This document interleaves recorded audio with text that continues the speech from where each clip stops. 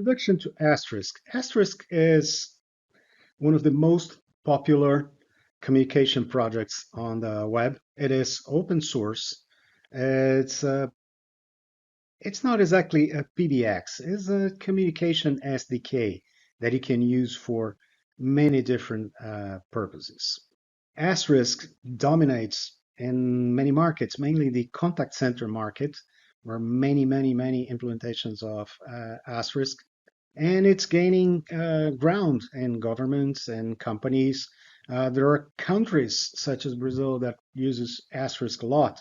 There are countries on Europe, East Europe.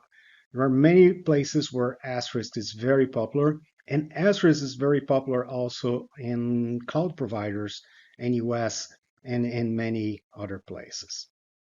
Objectives of this chapter. By the end of this chapter, you should be able to describe what Asterisk is, understand the Asterisk ecosystem, select a hardware software for your project, understand the Asterisk architecture, point some common usage scenarios, and find documentation and information.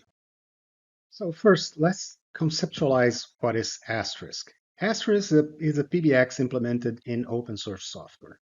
It was created in 1999 by Mark Spencer.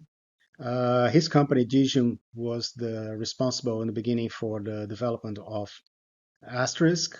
Recently, Sangoma has bought Digium, and they are now responsible to maintain the project. As any other PBX, you connect phones and trunks and everything. Lots of things have changed since the first training I did with Asterisk. I think the first training was in 2004, 2005, and we are now in 2024. So with the passage of time, Asterisk has become a major telephony platform for applications such as dialers, contact centers, interactive voice responses, soft switches. The imagination is the limit. Asterisk is present in many telcos, phone companies. It's present on large contact centers. It's present in the cloud. There are many applications today based on the Asterisk PBX.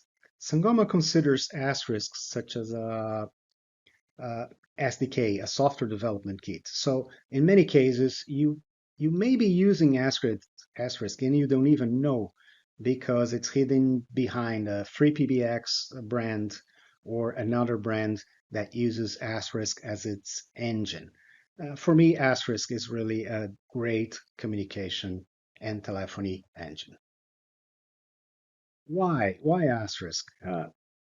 In the beginning, in 2004, we were paying very, a very large amount of money for communication gear. I remember when we were paying $10,000 for an T1E1 card for a PC. Telephony was very expensive. We used to pay more than $1,000 per recording channel or per IVR channel. Telephony was really expensive at that time. Thanks to Asterisk and other open source projects, telephony now is much more affordable for many companies.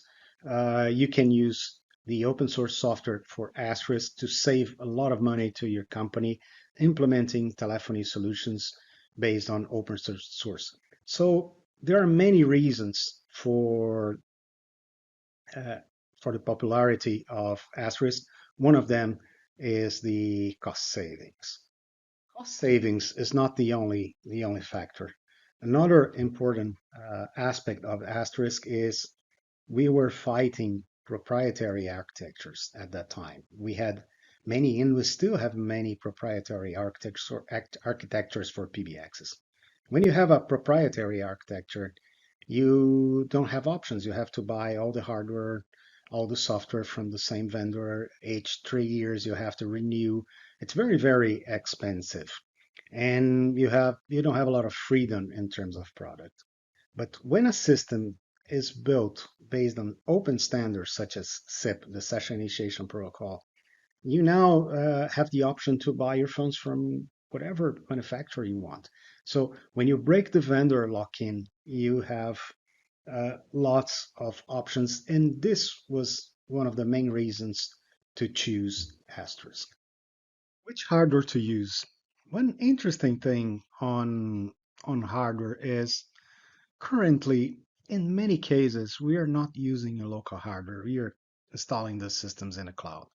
If you're going to use a local hardware, most modern computers can host an Asterisk PBX. The Asterisk PBX is very light, and I'll show you some performance benchmarks on Asterisk.